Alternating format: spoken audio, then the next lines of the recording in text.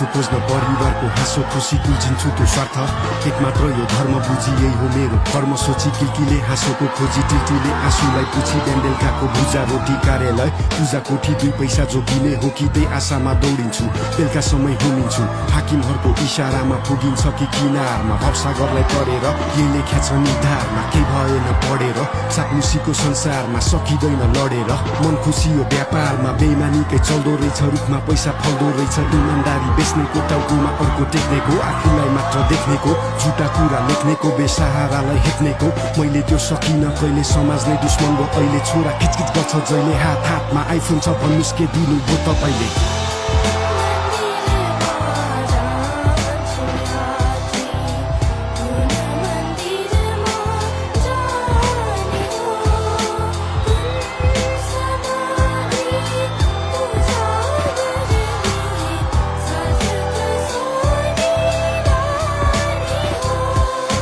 छिमेकीको घरमा नयाँ कम्प्युटर ल्याएको छ रे सधैँ घरमा ककटेल पार्टी ठुलो सचिव भएको रे घोर्लेको पकेटमा हात्ती महँगो घडी लाको रे हजुरबाको खिल्छ छाती भ्रष्टाचारी भएकोले छोरा मेरो बिलौना गर्छ बाइसाइकल चाहिँ चाहियो रे छोरीलाई खेलौना छैन बार्बी डल